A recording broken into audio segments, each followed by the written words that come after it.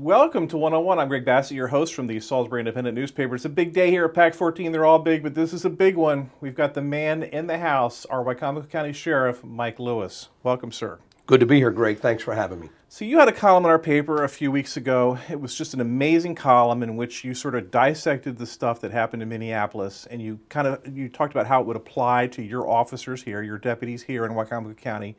Talk to me about all this stuff and what you're facing and how you feel about all the things that are going on out there right now.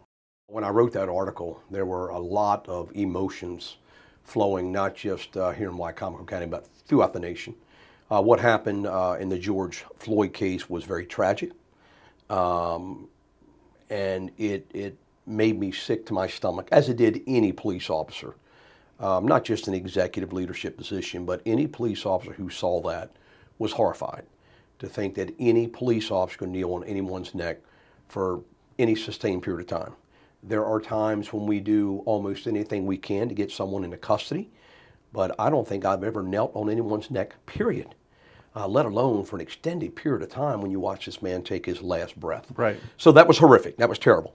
And I was determined to write a letter. Number one, I wanted the public to know that we have been in the forefront of technology since I was elected sheriff in this county. Not only was I the first agency to put in-car cameras in every patrol vehicle, but we also put body-worn cameras on our deputies. So we're capturing any event, whether it's a call for service at a home, whether it's approaching a citizen on the street, or whether it's conducting a traffic stop. We are capturing that incident by not just body-worn camera, but oftentimes in-car cameras. We have had some technical difficulties with the in-car cameras most recently. We still have many in operation, but not every car has an in-car camera. Many of them do, especially my high-producing guys that are members of our community action team that I formed 5 years ago to address the opioid epidemic in our county. And so we capture every incident by multiple views, in-car camera, body-worn camera, and almost always there are 2 to 3 deputies on the scene of any incident. So you have multiple cameras recording. I wanted the citizens in this county to know that. Also wanted to send out a strong message that we do not condone racism of any kind, whether it's systemic racism in law enforcement, which I do not see, or it's systemic racism in government across this country. I have been blessed to work with a core group of professionals. Do I believe racism exists? Absolutely. Do I see it where I am? No, I do not. And I wanted to know, not only do we not condone it, it will not be allowed. We wanted to send a strong message to anyone and everyone who's considering a career in law enforcement that we do not condone or accept racism of any kind. And I wanted to put that message out. Well, after it happened, there was a group meeting that you attended, and you were very vocal in that. And I think I would have maybe had the inclination to say, this doesn't happen here, it doesn't affect me, this has happened somewhere else. But you stepped right up and engaged the community. You talked about the possibility of systemic racism, and you actually communicated with these groups very deliberately and you were very engaged rather than run from it. You know, Greg, as you said, I attended a number of community meetings, and the first one was at the First Baptist Church over on Delaware Avenue, and it was a meeting with the Black Ministerial Alliance. And that happened right away. It happened right away, exactly. Within days. Yeah. After the country had boiled over and had erupted. There were protests and demonstrations day and night here in Wicomico County. There were very violent protests and demonstrations occurring across the country. I'm very proud. But we were spared that. You bet we were spared that. And you know, Greg, I think that's largely because of relationships that we have worked so hard to build throughout the years. And we were spared that completely. I'm not naive enough to think it couldn't happen here in Wicomico County, but I certainly know that people know where I stand on those issues. And I made it very clear at the First Baptist Church that day. I said, let me make one thing perfectly clear. As an individual who respects and honors our United States Constitution, including one's First Amendment right to free expression and one's First Amendment right to protest and demonstrate peaceably, if those demonstrations or protests turn violent and they start looting and start committing violent acts, I looked at everyone in that audience. I said, you will see a side of your sheriff you've never seen, because I will hold the line. I will hold the line until the very end. I believe in law and order. I believe everyone has a constitutional right against unlawful searches and seizures. but I also believe they have the constitutional right to First Amendment right of freedom of speech. But make no mistake about it, it also applies to the Second Amendment. You know, we rarely hear any encroachment or infringement on one's First Amendment right to free expression and free speech. And we are challenged every day constitutionally and judicially in the courtroom as to whether our Fourth Amendment rights were violated by police officers. Because it's a very complicated situation. It is. Because it's been interpreted so many ways over the years. But go ahead. You're so right about that. But they are judicially and constitutionally challenged every day in the courtroom where it should be challenged.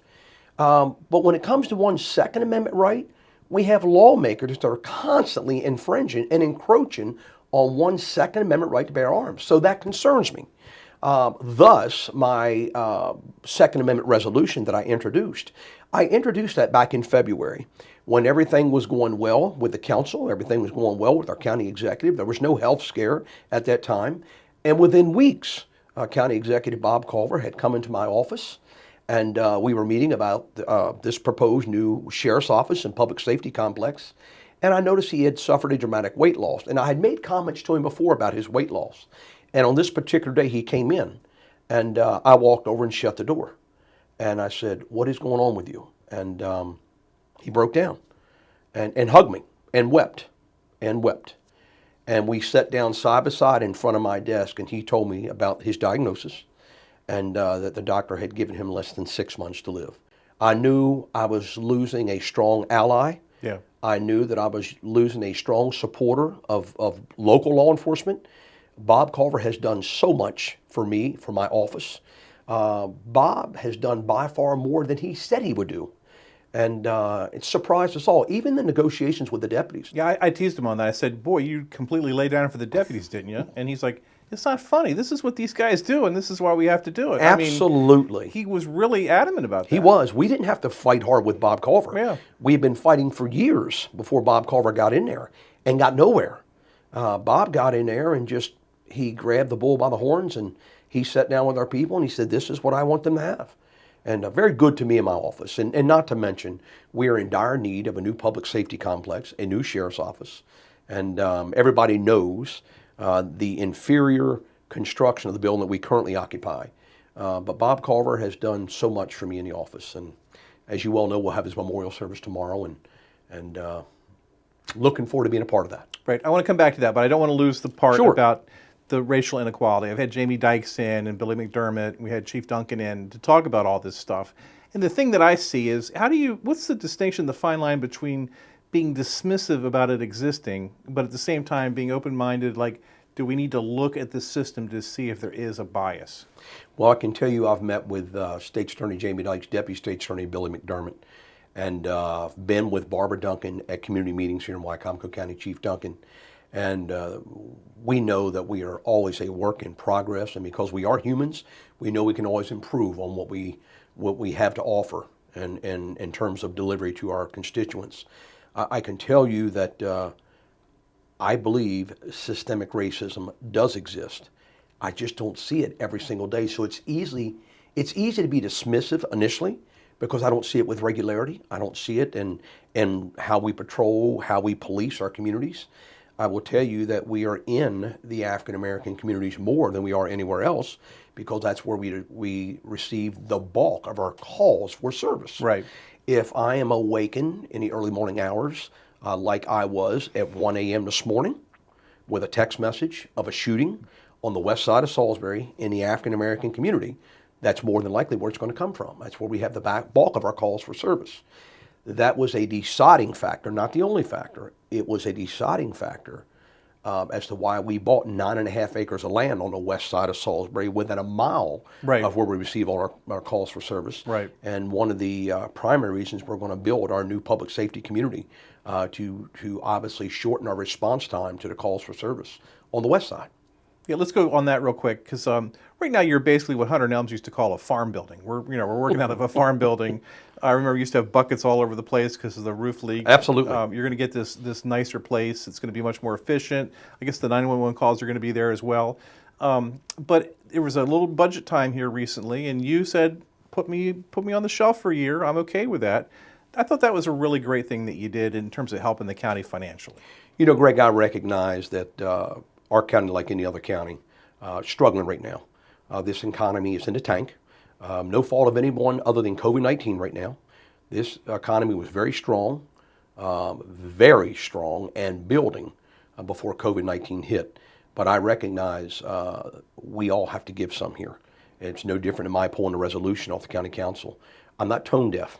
I knew that we had a county that was grieving, that was still reeling over death of George Floyd, and I'm willing to sacrifice things for myself and for Wycomico County, especially for the Wycomico County Sheriff's Office, until we get the tone right in this county before we proceed, and that's important. I'm very optimistic with a new county executive being appointed in the weeks ahead that this county is going to continue moving in the right direction, the right trajectory that Bob Carver put us on. You know, I was over at the Civic Center this morning and looking at the beautiful renovations that have been done.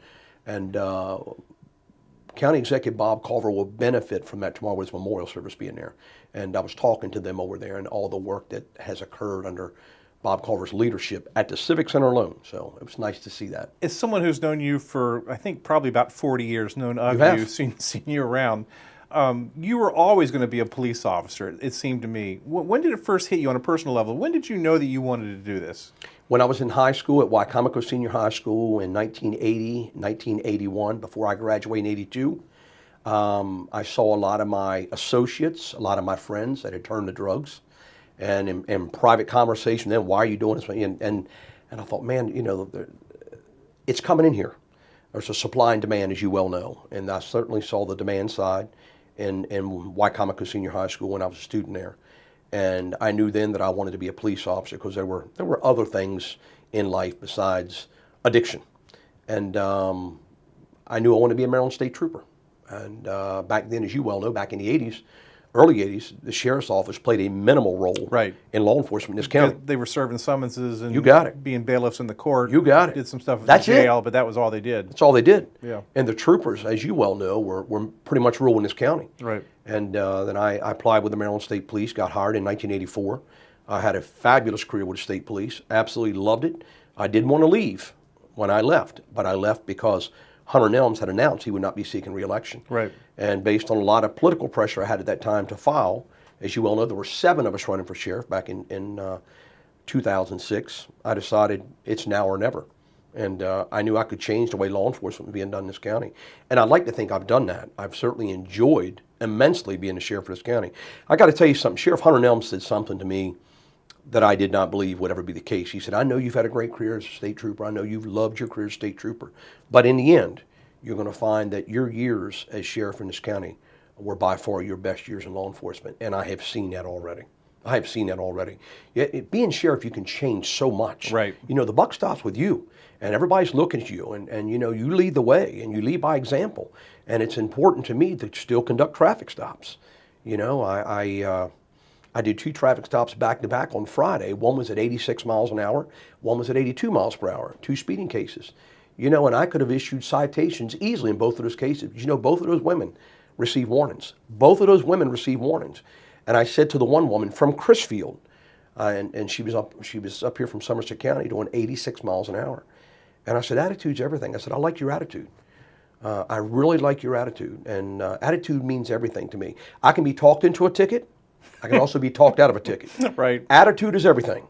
And I tell people that, and people say, well, you know, law enforcement needs to change. They need to learn. No, the public needs to learn. Your attitude is everything.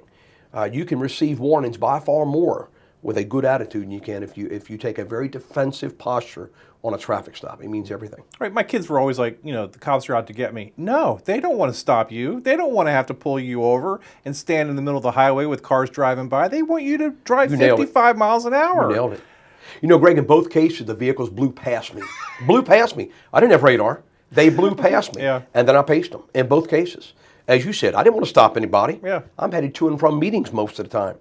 But I also need to know that we're out there. And when they blow past you, I've got a job to do. Second Amendment sanctuary, and I don't know whether to play dumb with you or be aggressive on this. I don't get it. I think that it's a resolution. It's one of those silly things. It doesn't really mean anything. It's supposed to send a message. I don't know that sending a message is the right thing. I don't like the way the bill is written. help me understand why this thing's important. Well, you're so right in what you just said. It's meaningless for the most part. Annapolis continues to infringe or encroach and propose bills that are coming through our legislature. Let me say this, the bills that have passed have only passed after a hard fight from conservative groups across the state. And they have only passed and been watered down dramatically because people like myself are saying, wait a minute now, does the Constitution mean anything? If Maryland lawmakers had their way, they would eliminate our Second Amendment right to bear firearms to begin with. They believe only law enforcement or military should have guns.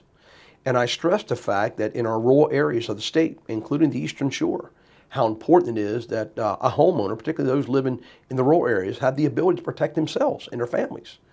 And they found it hard to believe that a farmhouse would have a rifle or a long gun hanging over top of a cased out opening inside of a home without it being in a gun cabinet. That's how we grew Without it up. being We in all the grew up safe. that way. Exactly. Yeah. I testified how we have rifles and shotguns leaning up in the corner. Yeah. For what? Why aren't they in a gun safe? And these were the questions I was asked. They should be in a gun safe. No, they shouldn't. Time you dial into a gun safe, that dog that's killing your poultry, that dog that's killing your guineas, that dog that's killing your livestock is going to have a heyday. And they're feral dogs that are running wild. We always had a BB gun on the back porch just for that purpose. Not to mention Right. someone breaking into your home. Right. You know, it's going to take a deputy 12, 15 minutes to get there in the rural parts of the county. We have 374 square miles in this county. And it could take a deputy easily 10, 12, 15 minutes, or a trooper 10, 12, 15 minutes to get there. By then, the homeowner and his entire family have been slaughtered, and they've been left to die. And these are the things that concern me. You know, people need to know they have a right to protect themselves. I get asked these questions all the time. So let's get back to the resolution. I just wanted Annapolis to know that we on the Eastern Shore recognize the importance Right. of the Second Amendment and its preservation Right. and its intended format. I don't want to see any further encroachment, any further infringement. And I just wanted to send a message, a statement, if you will. Does it mean anything? Absolutely not. But to tell you how confused people are, Greg, I was at a church meeting the other day, and one of the parishioners in the church that requested to speak with me said, you know, I just don't want to see people walk around with guns in their hands and on their sides. And I said, is that what you really think this resolution does? Everyone has a different They opinion do. about and what it they is. certainly do. I Yeah. said, we still must comply with local laws, Right. state laws, and federal laws when it comes to the possession, the acquisition, and transportation of firearms. We can't usurp it. We can't circumvent these existing laws. What it means, it's a declaratory statement. It's a declaration. The declaratory statement is, we recognize our fundamental right to bear arms, and we don't want it any further encroached or infringed. That's all we're saying. Right. So it doesn't mean that people are going to be walking around with guns in their hands, guns on their sides, and guns in their vehicles. It doesn't mean that at all. And it applies to everyone. We're not looking for certain segments of society. If there's anyone that's been discriminated against throughout the years when it comes to possession of a gun, is the African American community. Right. For years, as you well know, back in the 1800s, they couldn't even possess a firearm. Right. So they need to know that I will fight for their right to own and possess a firearm. Right. And even if Annapolis does put more stringent controls in, the Second Amendment sanctuary doesn't protect anyone from that. Absolutely not. Now, you have said that you might not enforce some of these laws, and I don't really believe you when you Proposed say that. laws. Proposed laws. Yeah, but I don't You're really... exactly right. Yeah. When I was in Annapolis, and I served on the legislative detail, when I was in Annapolis, if one law, this one long bill law had passed, we would not have complied. There's no way we could have legally done so. Right. I would have put my deputies out there on the street in a deadly situation every single day they went to our home. We could not comply with it. And I made that very clear. If this law passes, we will not comply. Right. And guess what? Through negotiation, through the art of compromise, it did not pass in that intended format. Right. And I have some bias. I mean, I've always said that I don't like handguns because to me, they only have one purpose. I'm fine with shotguns, with long guns. And then, of course, a guy took a legal long gun and went into the Annapolis Capitol where I used to work and killed 6 of my friends, with a legal gun. So it's beyond just the high magazine number guns. People can do damage with any kind of a gun. You know, the spouse of one of those individuals testified in support of one of the proposed bills that I was testifying in opposition to. I said as close to her as you and I are right now, as she It testified. was John McNamara's wife. You got and it. I went to college with John. But go ahead. Yeah. It broke my heart, Yeah. Greg, to hear her testify. Yeah. And I certainly understand, and I was extremely empathetic. I truly was when I heard her testify that day. I was within feet of her when she testified. And I can see why her emotional plea for the passage of tighter gun regulations would be well received by senators and delegates. But in the end, I have to put all that emotional stuff aside and think about the Second Amendment, its intended purpose, and where we are today. Right. It truly concerns me with the crime that's taken place in this nation. As you well know, last month alone had the largest, by far, background checks ever conducted in U.S. history. Right. Through the feds last month. At the state level, the same way at the state level. They're conducting more background checks now than it's unprecedented. They've never seen this many background checks. So people are buying guns. And last Friday morning, a former councilman and his wife called me before I ever got out of my house early last Friday morning. They were headed to buy their first gun ever. Anti-gun people, never owned guns, never had a gun in the house. Wanted my advice, where to go, how much they should spend, what type of weapon they should get. But this is everyday, Greg. Got a call earlier today on the same thing, but it was from a man. But this was a couple, husband and wife. He wanted something that she could handle in his absence in that home. Doesn't it unnecessarily complicate your job, though, if you're going into a house and you know there might be guns in there? Well, it doesn't complicate my job at all. And deputies recognize that every home we go into will likely have a gun in it. We respect that. We honor that. Doesn't complicate my job at all. It really doesn't. Mm-mm. So you anticipate that no matter what? Absolutely. There's always going to be a gun in every interaction we have. Our gun. Right. And as you well know, I know firsthand how someone will try to wrestle Right. Your gun from you. It's happened to me. Right. And so there's always a gun in every situation so it's one of those things that we readily accept. We knew it when we got sworn in. Second Amendment sanctuary got taken off the council agenda for a while. It might come back. What's the status with that? Is it up to you or is it up to them? Well, it was taken off per my request. Right. But you're absolutely right. They can resurrect it without my Right. approval. They can resurrect it at any time. It seemed like you've kind of been like the not the fall guy, but either you're going to get the credit or the blame for this thing. Well, let me say this. There are just as many people in opposition of that resolution as there are in support of that resolution. Now, here lately, I've received a lot more people in support of it that want me to resurrect it immediately. And just last week, I sent a message out saying that it's in the council's hands now. They have every right to resurrect it next week if they want to, next month if they want to. If they don't resurrect it in a timely manner, then I may re-enter the equation. But right now, it's in their hands. Council right now is about to pick a new county executive. Mm-hmm. What do you need from a new county executive? What do you need out of this person? Well, I need the new county executive to recognize that every county employee, not just Wycombe County Sheriff's Office, every county employee is ready to move forward. What I personally need from the county executive is to continue doing the job that County Executive Bob Carver started. And that is we have a new public safety building that's on the horizon. We've already spent a couple $1 million with architects, with engineers. We're conducting Zoom meetings every single week. We are in the FFE stage, which is fixture, furnishings, and equipment. And we are having regular Zoom meetings with architects over that. And we were hoping to break ground in September, October this year. Due to COVID-19, we've been told it's been pushed back to January or February. We've started this project. We've already spent quite a bit of money on this project. And I want to see this project through to fruition. And I want the county executive to know that it's very important that we move forward. We're currently crammed in a 13,000 square foot facility, and this new building would put us up to about 57,000 square feet. Yeah, and I got to give you a lot of credit based on what I've seen in terms of plans. You're not building a Taj Mahal. No, sir. I mean, you are being very thrifty about how you're doing this. Yes, in fact, we are. you even kind of disputed who the architect should be and found other models that will work for us. Thank you, Greg. We definitely did do that. And we went to, it was asked of us, did we go anywhere else to look who has built to get the best plan?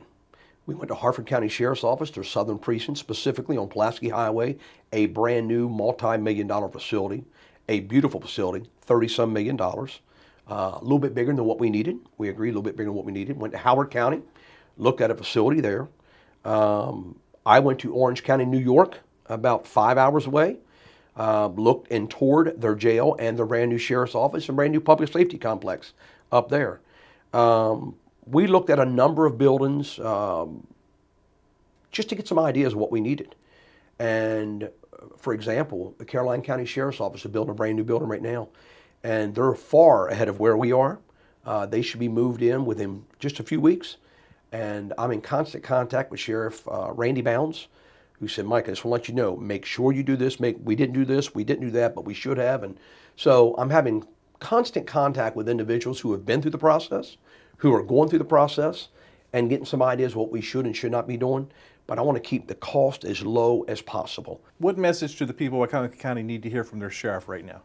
Well, I want them to know a couple things. Violent crime is way down. It's way down in the county. It's way down in the county. Property crime has escalated. We anticipated that.